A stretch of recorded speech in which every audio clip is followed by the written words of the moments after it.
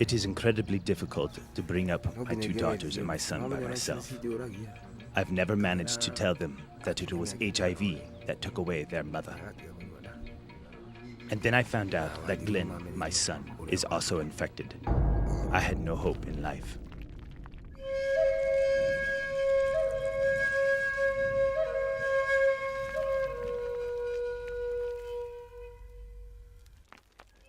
We've had a big challenge with what I would call an epidemic. It's a monster, HIV and AIDS, which has devastated the lives of so many people. I have experienced the sting of HIV and AIDS because I lost 10 of my brothers and sisters. I consider that lack of knowledge is the main problem because not many people are able to access information related to HIV and AIDS. When my wife fell ill, I knew nothing about HIV-related issues, such as caring for someone infected. I only knew that HIV was a death sentence for my wife and my son. The other thing is, it's a very costly disease to treat. Because looking at the poverty situation, an average family in the village, they're able to earn less than $1 in a month. I had so many challenges. I myself was weak, and my children fell sick often, and I did not have money for medication. It was really hard.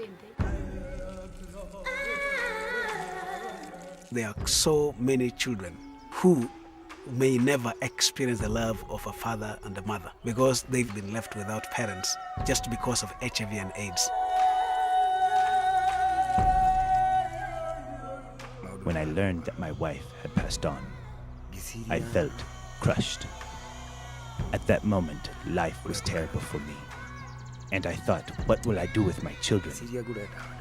I thought I would buy poison and we'd all take the poison and die, because I did not know where to turn to. When you go to places which have really been affected by HIV and AIDS, you cannot move a step without shedding tears. And so that is why Compassion brought in all the interventions possible to give hope to these people so that they can have chance to live. When I go to Kabare, that doctor, when he tells me that I have AIDS, my body becomes unhappy. But when Compassion came, our body and our mind become happy.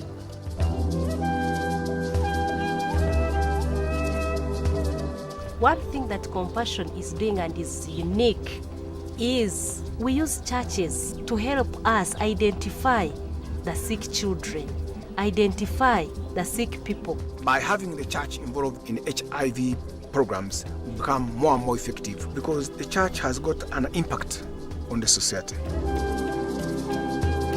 A church is a good ground in Africa to educate the masses, the congregation, to give them the dangers, the effects of HIV on communities. The church and compassion centers, they organize the people and we go and talk to them. Then they come out and test so they can access the treatment. They gather us in large groups in the community, men, women, and children, those who have HIV and those who do not. They give us counseling and awareness. Compassion is actually doing a great work in trying to educate the community about HIV and AIDS and then to provide opportunity for drugs, for treatment.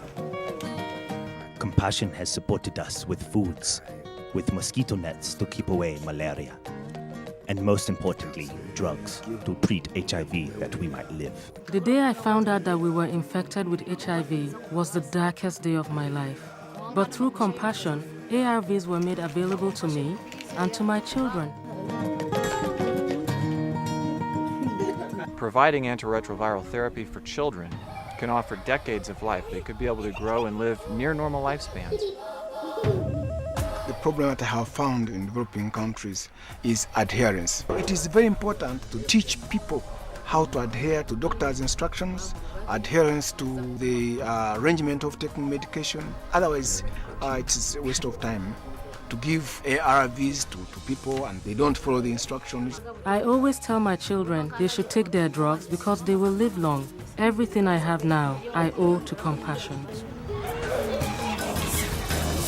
And most of the family members may also be HIV positive. So we give the whole family support through giving them treatment.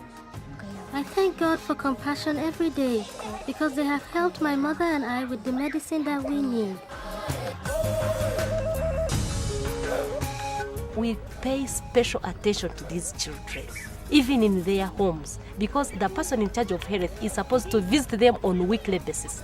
So we do follow up so much. We want to know how they are growing.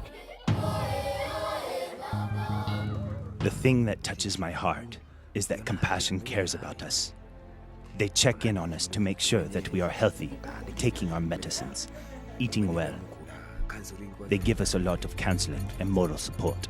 They have taught me many things about HIV. I've learned about proper nutrition for my children, as well as how to care for my family's medical needs. I feel so happy when I see the transformation that has really taken place in the lives of these people. They are no longer withdrawn, they are part of the community, they actively get involved, they go to church together, and they really feel so free.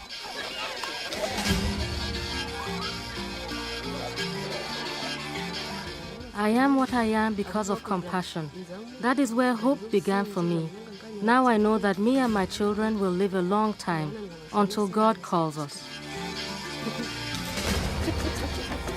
Compassion is assuring me that my life, the walk that I am walking, the difficult moments and the hard times, that we are not alone, that we are with them. So the project has made our lives bright again when I thought our lives were over. Because of what I have learned from Compassion, I now know I can take care of my children, and I have hope for the future. I just pray for Compassion, that they will be blessed with more resources so that more people like me and Glenn can be given hope to live and to live well.